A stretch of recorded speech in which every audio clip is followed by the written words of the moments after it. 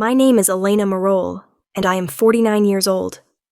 In exactly 312 days, I will face the most important decision of my life, or what remains of it.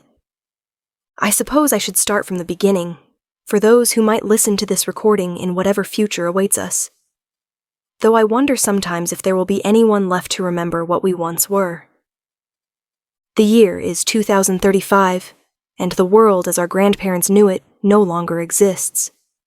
Europe, once the cradle of civilization, has become a graveyard of dreams. The population has plummeted from 800 million to barely 200 million in just 15 years. Children's laughter, once the soundtrack of every neighborhood, has become as rare as birdsong in winter. I work as a demographic analyst for the European Union's Crisis Management Division. Every morning, I would wake to statistics that painted a picture darker than the previous day. Birth rates had collapsed to 0.3 per woman.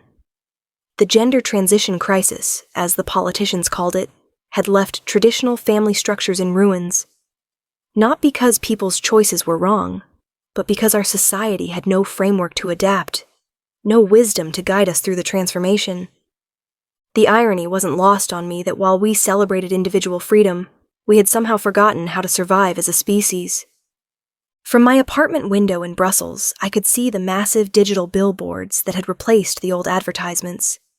Instead of selling cars or perfume, they displayed images of smiling families from across the Mediterranean. "Africa thrives while Europe dies," read the headlines from the Sahel News Network. They weren't wrong. The African Federation had sealed their borders 3 years ago, after what they called the European contagion. They watched our fertility rates plummet, our societies fragment, and made a calculated decision: survival over solidarity. Can I blame them? Their birth rates remained stable at 4.2 children per woman. Their traditions, their communities, their sense of identity, all intact while ours crumbled. But Europe had a solution, or so they called it. The Neuralink transition program had been Elon Musk's final gift to humanity before his own consciousness was uploaded in 2033. The technology was elegant in its simplicity and horrifying in its implications.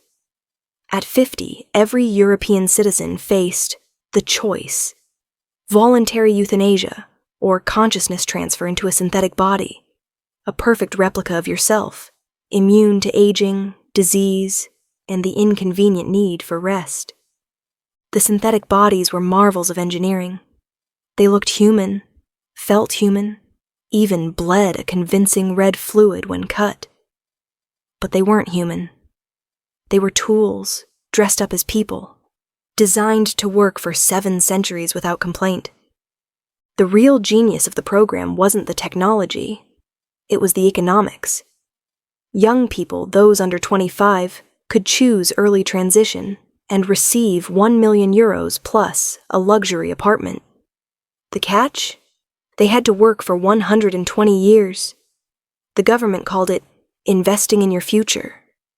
I called it selling your soul with a signing bonus. Marcus had taken the deal. My son, my beautiful, brilliant son, had walked into the transition center on his 22nd birthday and emerged as something that looked like him, sounded like him, but wasn't him. The synthetic Marcus had all his memories, his mannerisms, even his laugh.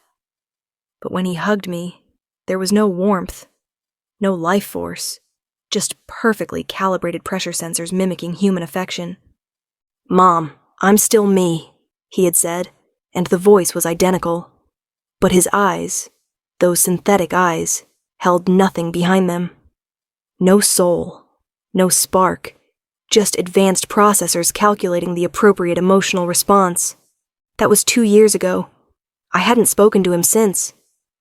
The world watched our experiment with a mixture of fascination and horror. The Americans had banned the technology outright after the Texas riots of 2034. The Asian coalition had imposed strict age limits. No one under 40 could transition. But Europe pressed forward, driven by desperation and the cold logic of numbers. AI systems now managed 90% of European governance. They calculated optimal population levels, resource distribution, and social harmony with mathematical precision. Humans had become variables in equations we no longer understood. I spent my days analyzing the data streams, watching the slow extinction of my species through spreadsheets and charts. The synthetic population was growing, currently at 47 million and climbing. The birth rate among the remaining humans continued to fall. We were witnessing the most carefully documented genocide in history, and we were doing it to ourselves. The propaganda was everywhere. "Embrace eternity," the slogans proclaimed. "Death is obsolete. Work forever. Live forever." The synthetic citizens in the advertisements looked happy, productive, fulfilled. They worked in gleaming factories, built magnificent cities, solved complex problems with superhuman efficiency. What they didn't show was the truth I saw in the classified reports. The synthetic minds were deteriorating. After 5 years, personality fragments began to emerge. Glitches, repetitive behaviors, emotional loops that the AI couldn't resolve. After 10 years, many became catatonic, trapped in recursive thought patterns that could only be terminated by complete shutdown. The government called it scheduled maintenance. I called it murder. But the most damning statistic was buried in a report I wasn't supposed to see. The synthetic citizens were sterile. Not just unable to reproduce, they were psychologically incapable of forming genuine human connections. Love, true love, required something the technology couldn't replicate: a soul connected to mortality. I was walking home from the office 3 weeks ago when I saw her. A little girl, maybe 6 years old, playing in Parc Saint-Contenaire. She was chasing pigeons, her laughter echoing off the empty monuments. For a moment I forgot where I was, forgot what year it was. She was just a child, playing, and the world felt normal again. Her mother sat on a bench nearby, watching with tired eyes. I approached carefully. Real humans had become wary of each other, unsure who was synthetic and who was still flesh and blood. "She's beautiful," I said. The woman looked at me suspiciously, then her face softened. "She's our miracle," she replied. "Born last month. The doctors said it was impossible, but I felt tears in my eyes. A baby. A real baby, born in a world that had forgotten how to create life." "Are you keeping her?" I asked. The woman's expression hardened. "Of course, she's our daughter." "I meant here, in Europe." She was quiet for a long moment. "We're applying for asylum in the African Federation. They have a special program for the few children born in the dead zones." The dead zones. That's what the rest of the world called us now. I understood then what I had to do. That night, I hacked into the government databases using my security clearance. What I found confirmed my worst fears. The transition program wasn't just about solving Europe's demographic crisis. It was a controlled experiment in post-human civilization. The AI systems were gathering data on consciousness transfer, synthetic human behavior, and optimal population management. Europe wasn't trying to save humanity, it was trying to replace it. The files contained communications with similar programs in development worldwide: China's Harmony Initiative, Russia's Eternal Citizen Project. Even the African Federation had quietly begun research into selective enhancement technologies. This wasn't just Europe's future, it was humanity's future. But buried in the data, I found something else. A resistance network. Small groups of humans, real humans, working to preserve what we were losing. They called themselves the Remnant, and they had a plan. The plan was elegant in its simplicity. Instead of fighting the transition directly, they were documenting everything, every emotion, every human experience, every moment of authentic connection. They were creating an archive of what it meant to be human, not for the present, but for some distant future when perhaps someone would want to remember. I joined them that night. We met in the basement of an abandoned mosque in Etterbeek. 12 people, all of them scheduled for the choice within the next year. Maria, a teacher who had refused to transition because she couldn't bear the thought of synthetic children learning from a synthetic teacher. Ahmed, a doctor who had seen too many patients choose death over mechanical life. Sarah, a mother whose synthetic daughter had stopped recognizing her after the first system update. "We're the last generation," said David, our de facto leader.